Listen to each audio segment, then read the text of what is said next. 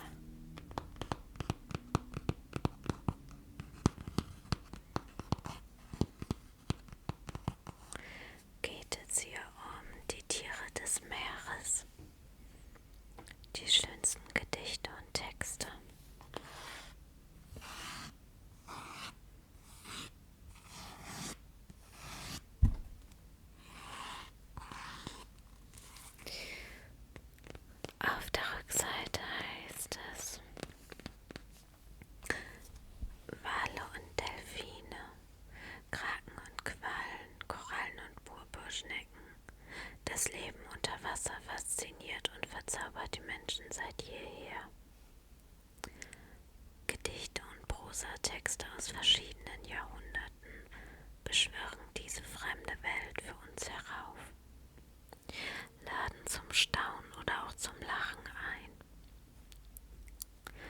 Lesen Sie von melancholischen Seepferdchen, gefährlichen Walen, hilfsbereiten Delfinen oder verliebten Flundern und entdecken Sie die Vielfalt des Lebens im Meer.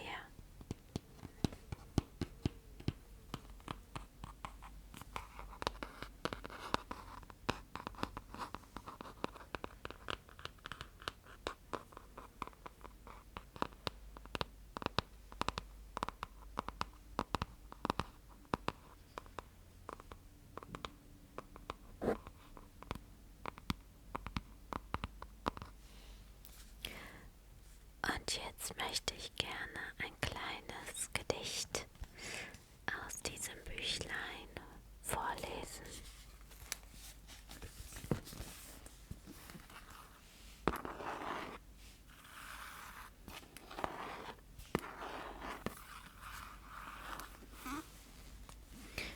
Das Buch hat übrigens auch sehr schöne Zeichnungen.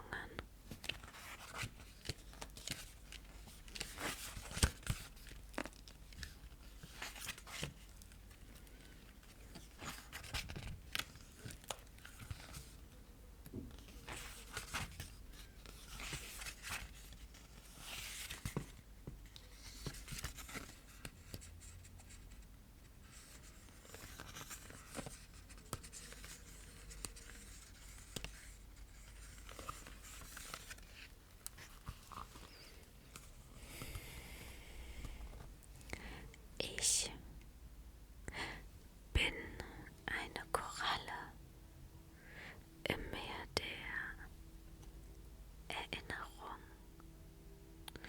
und warte auf den Wind. Prinzessin, fische mich auf, leg mich um deinen Hals. Das wäre mein Glück. Und das Gedicht ist von Rose aus Lynn. Tut mir leid, wenn ihr jetzt die Glocken hört. Das ist hier ein bisschen schwierig, weil wir mitten in der Stadt wohnen. Und die Glocken hört man hier leider sehr häufig und sehr lange.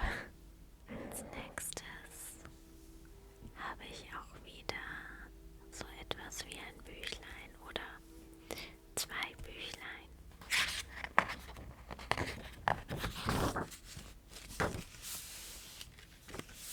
Ich habe hier auch noch gar nichts reingeschrieben.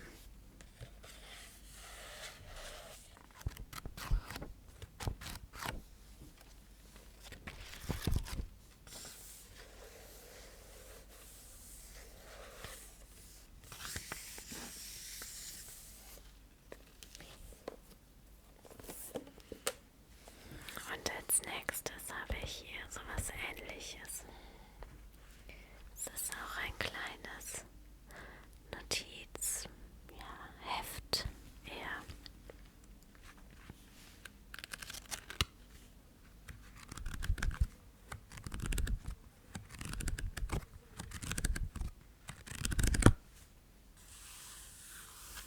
Aber auch mit sehr schönen Bildern, wie ich finde.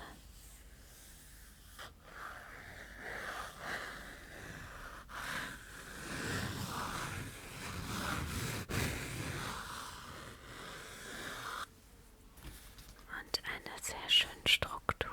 Also es ist so ein schönes Papier. So ein bisschen rau. Oder so, ja, mit so groben Fasern.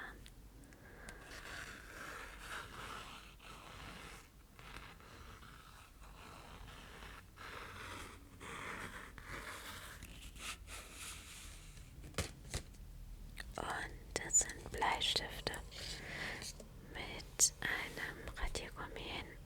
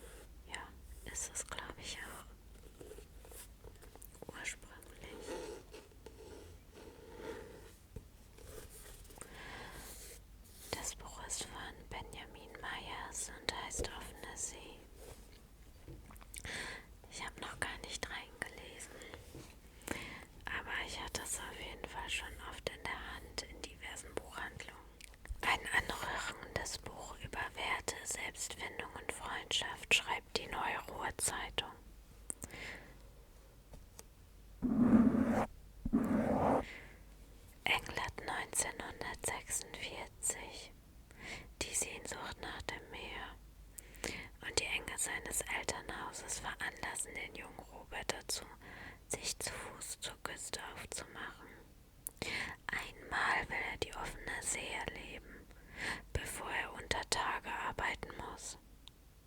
Als er die unkonventionelle Dulcie kennenlernt, oh Gott, ich habe den Namen wahrscheinlich völlig falsch ausgesprochen. Naja, öffnet sich für ihn die Tür in in ein ganz anderes Leben. Ein Leben, in dem Freundschaft, Leidenschaft, Kunst, aber auch Schmerz erstrebenswerter sind als Wohlanständigkeit und Pflichterfüllung.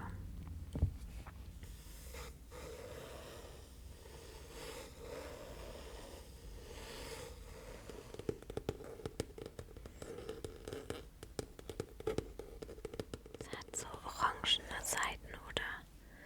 Ich weiß gar nicht, wie man das nennt. Das sind ja keine orangenen Seiten, sondern nur die Ränder sind gefärbt. Und das ist das Buch Meeresroman von Petri Tamnen, genau. Übersetzt von Stefan Moos. Ich lese euch kurz vor, worum es geht. Schiffe versenken auf Finnisch. Zwar kann er das Gefühl nie ganz abschütteln, dass alle anderen echte Kapitäne sind und er nur eine Art Missverständnis, das noch einmal ans Tageslicht kommen wird. Doch de facto bringt Wilhelm Hohner, der auf den europäischen Handelsrouten des 19. Jahrhunderts große Segelfrachter kommandiert, alle Voraussetzungen für eine erfolgreiche Ausübung seines Berufs mit. Alle. Bis auf das Seeglück. Ich hoffe sehr, euch hat das Video zumindest ein bisschen gefallen. Schlaft schön.